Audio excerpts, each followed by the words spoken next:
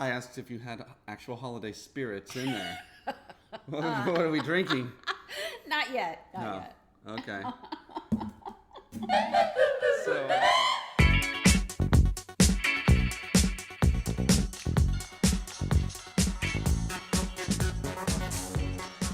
happy day. Happy day. Yeah. Happy. You know, I decided to go ahead and stop using the. Oh, I'm sorry. I said the D word. You said we should stop saying the day, and I said, "Yeah, I'm sorry." I You said Happy Friday. No, I just said happy day, but you said to not say the day. Yeah, happy day because. Or you were actually saying don't say like Monday, Tuesday, Wednesday, Well, Thursday, I was Friday. thinking that because people watch it, all kinds of stuff, and I don't really upload it until later, so they might be watching this one on Saturday, Right. or Monday, or whoever. They might be whatever. watching this like 300 years from now. Yeah, and then after I thought we're about dead. that. You know. Happy day in the year 2320. Coming live or dead. Right to you. Yeah. So you were up early. You know, in the morning. I was. Someone had to go pull the sun up today, and that was me. You were up early. 3:30. Very early. Yeah, I think something got into my subconscious yesterday. Do you remember making fun of me? That you had to wake me up? Yeah. I think my brain said, no, we're not taking So that. you didn't take the gummies. No, no gummies. Maybe that was it. You see my cup? I've been drinking out of my other one that I always drink, my Trust cup, I absolutely love it. It just had some chips in it. But I thought, to kind of go along with the seasons and, the holiday spirits and all of that. Holiday spirits. Pumpkin spice. Do we have and holiday chill, spirits in there? Because I always like to chill, You do. And what did you say about the what? I asked if you had actual holiday spirits in there. What are we drinking? Not yet. Not yet. Okay. So, I okay. did add pumpkin spice today, though. Pumpkin Usually I drink spice. black coffee in the morning. You know, the kids these days, they have that's sometimes what you say is not actually what you mean. So sometimes when they say something is sick, they actually mean it's not sick. Right. It's good. Yeah. There's also something called Netflix and chill. Mm-hmm. Is this anything like Netflix and chill? I don't know. You don't know. Do you think it has two little? Yeah, little mugs, pumpkins. yeah. They're kind of happy. They are. So it's cute. Definitely happy. Amazon delivered to me at the door. Unlike the Chinese with my pillow, this is becoming. I think it's traveling around the world. It's gonna have all these stamps on it by the time it gets here. Yeah, I think the president's head will have rested upon it, or it's doing fine. You should write a story. The pillow's about doing it. fine. Kid's Yeah. story. Mm-hmm. Wouldn't that be fun? Yeah. Yeah. Children's story. Yeah. Let's do it. Anyway, so what's happy? What makes you happy today? a lot of good things. Sometimes I wake up, and I'm sure a lot of people do. They wake up and they're not feeling that great. They're kind of feeling blah. Mm-hmm. But I try to shake myself out of that when, I have to think of just goodness that is truly here today. Mm-hmm. And that's usually kind of snaps me out of the, being thankful, is what kind of snaps me out. I got a text yesterday. Mm-hmm. I'm thankful for this text. Here it goes. It says, all right, it's not that funny, but for me it's funny. Here funny. we go. Yeah, it just says, okay, read it. I sent a video and I said, love you, bud. And then... That's to the kids? Well, no, this is to Shiloh. Oh, and he okay. says, love you, Dad. Lowercase d. Haha, love you too. So yeah, it makes me feel good. That's sweet. Doesn't take much, right? Yeah. When kids are texting you, telling you that they love you. Yeah. It's Well, good. when you send them a little video, Yeah. it makes them feel good. Yeah. Yeah. So speaking of videos, I'm gonna be adding a video today in our clip. I know, yesterday's. I don't know if you stayed in and watched the whole You way should. through. It's technical but wizardry. I actually added some pictures and a few little clips from our San Miguel Dia de los Muertos time. Yeah, we have Day of hired the a Dead. CG team now. And I'm gonna add it to our news report today.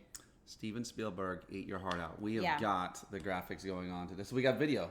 Yeah, I don't know how it'll work, but hopefully Okay. you'll be able to see it Okay, when I'm sharing this news.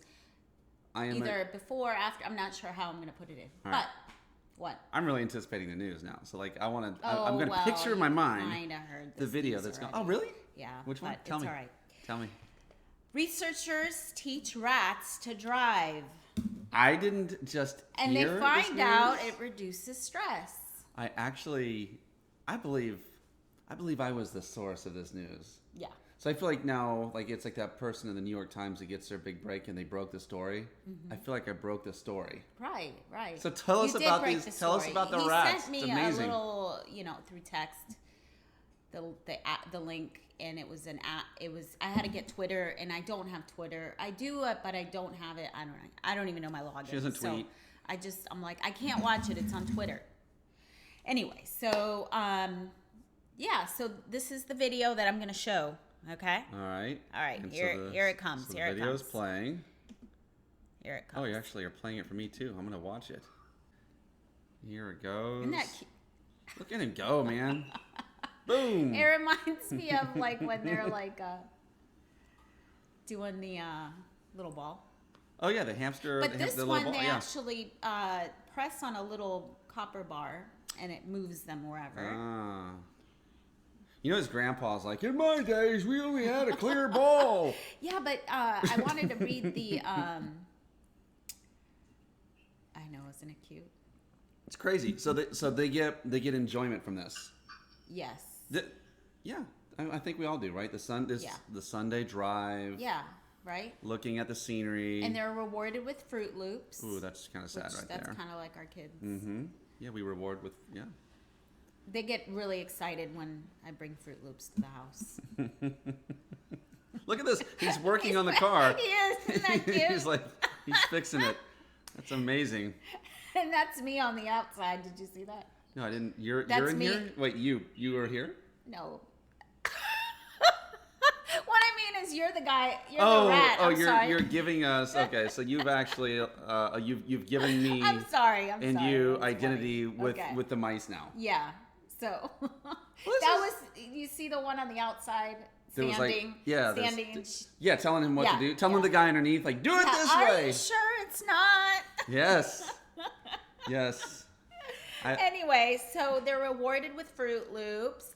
Oh, but the what they found was that the rats that were raised in a stimulating environment or enriching environment where they had a playground and they had books to read and shut up. they had a thriving environment versus just a plain old cage. Yes. They're the ones that were they better drivers? read. I mean, they read. Whether they're driving and reading. I'm sorry, I can't think. They actually learned better, like they actually quicker to drive. Well, sure. I mean, why should that be surprising to us? It's like kids. There's going to be a licensing program. DMV is going to be ran by cats.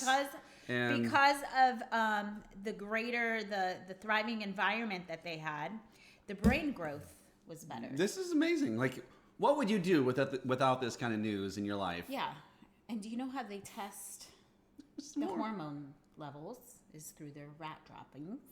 And that's how they know that it's less stress for the, it actually eases the stress, right? Is that what it is? Is that what I they don't said? know. It's like... You read the article, No. I just watched the video and I read the highlight. So anyway, they're using this to be able to help study, mental illnesses, depression, stress. Simply amazing. All of that. Mm-hmm. Anyway, so I think it's pretty cool. And so do you find that when you drive now that you're driving again? Yep. Yeah, no, it does. I like the... Because we didn't have a car for so long.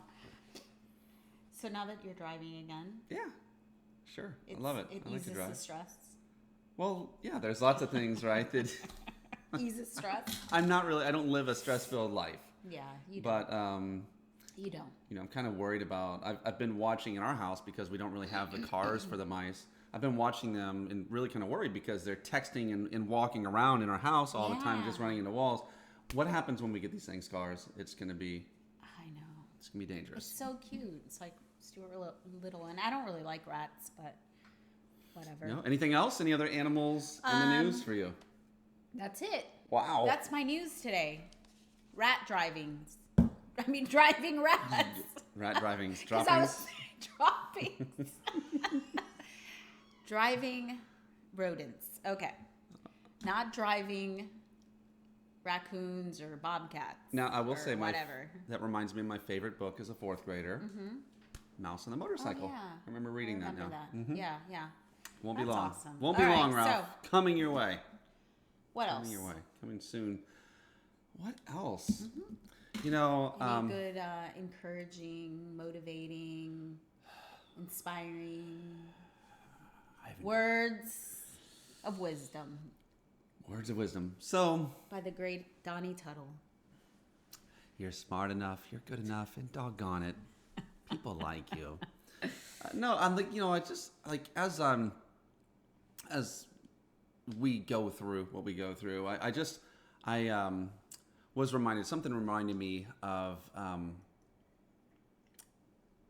just a moment that we had. It's been probably about 10 months ago, when we were stepping into the new business, which I'm now the spearhead of, and I've got other people who are now with me, and it's exciting to do that. But I remember taking that step into it because I was so attached to where I was, knowing where I was going. But I just remember the almost like walls of fear. And I know we talked about fear, and like you can talk about it for a year and still not exhaust that, as a topic. But I remembered going through, and it almost felt like a tunnel. It felt like there was just immense fear. I remember just like as we were in a foreign land, and I actually was experiencing some of those feelings going into Mexico. Yeah. And there was a lot of we got there ups and downs. Well, it was interesting because that that ended up being really kind of one of the cappers, like the end caps of our 2.5 year traveling adventure. Yeah. There were so many unknowns that were going into that, and one of those unknowns at that time was income. As we were incoming, but our money maybe wasn't necessarily. And then even in that trough, creating a business from that, on the way out. But I just remember the way that fear was almost as thick as a blanket. And I had a conversation with a friend. Thank God for good friends. When we were encouraging each other up on top of the roof every day, and but I had a buddy that I got to chat with, and he reminded me. He said, "Hey, listen, like the fear you're feeling right now is not like it's not like the fear that you're used to. This is actually like you're just more alert. You sense and you feel everything at this moment." And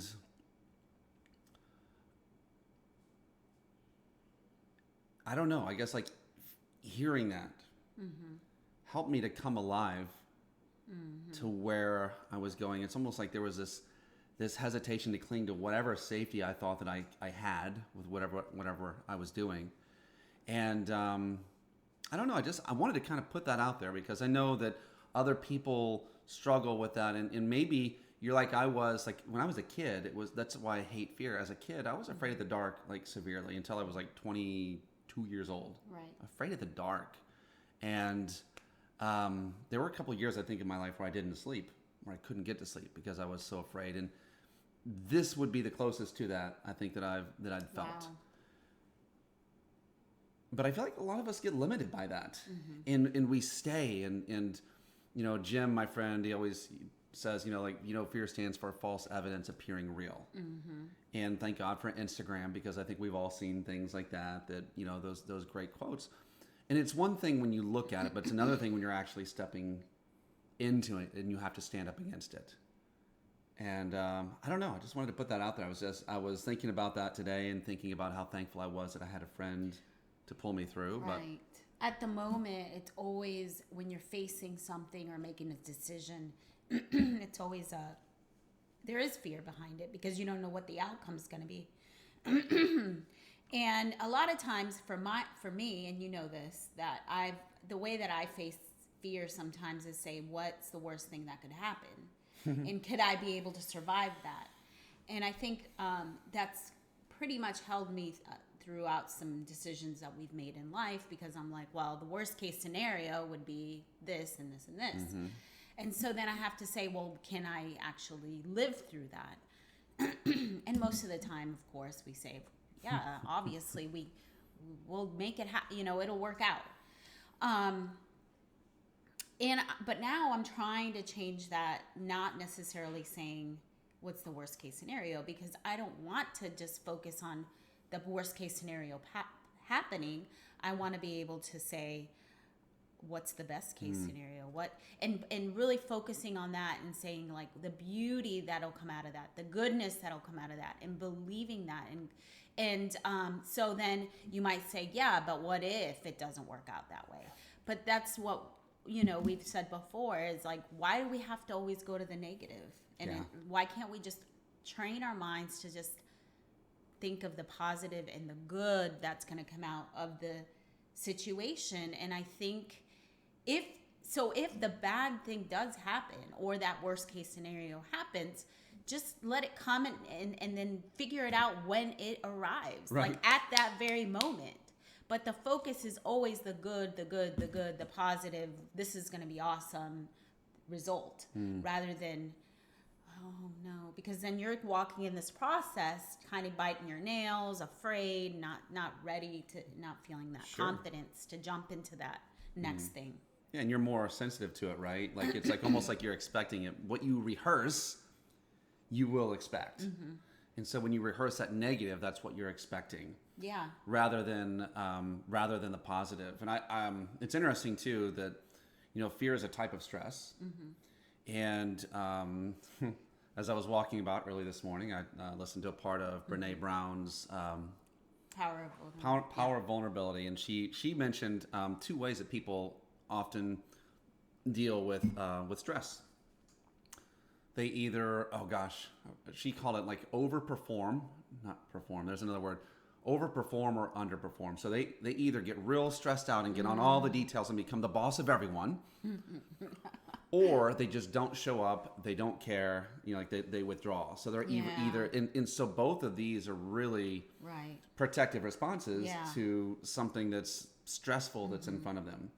And neither one is really, like, the one is not feeling very, like they're not allowing their emotion to be present. They're just doing. And the other one is withdrawn. And so they're taking this, emotional cocoon, so to speak, and not doing anything. And so both of those are bad results. Obviously, the only thing we could do and should do is, like, there has to be some sort of action in moving through. And so I remember when we decided to pull the plug and leave a company that I loved very much, and just step into what we feel like that God's destiny is for me and for us and for our family.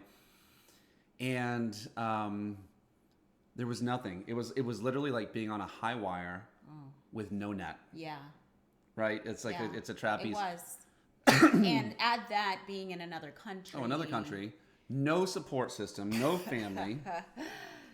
Like all of the things that we would normally feel like, oh, at least I have this, I'm used to this. Like, we didn't have any comforting blanket at all. And so I ended up getting a client and another client and another. We kind of pieced together a few clients before we left as I launched this business. And I remember leaving, just like certain things coming through at the right time. We knew we were on the right track. We knew that we were doing the right thing. And again, this is like on the tail end, and as we're leaving, I just remember certain monies coming through, like right at the time where it's like, hey, we're about to slide the card in the grocery store, or the realization is that the safety net that we are looking for isn't the one we're going to find, but maybe there is another safety net. And some people say, well, the universe looks out for you when you go towards where you're, like, I believe the heaven and earth. Heaven and earth right? are meeting. Or meeting. When you are moving towards where you're going. But it is a fearful thing. It's a scary thing. It is a fearful thing. And unfortunately, we're going to have to wrap up. Because I could talk about this all day long. I mean, I love talking about this. Yeah. So maybe another time. That was just what was kind of bouncing around in my noodle. You ready for a joke? Sure. All Right. Of course. Why not? So here we go. Because we haven't laughed a ton today. This has been more like a serious and somber one. That's okay. It's okay to be that way, right? Mm-hmm. So, why can't you hear a pterodactyl using the bathroom? Because the P is silent. There's a P in front of it starts with a P. It's a P-T. Oh my There you go. The gosh. P is silent. It's a silent P. You can never hear it going. I wish our boys were pterodactyls. Anyway, have a happy day. Laugh, smile. Yes. Maybe face your fear. Have a good one.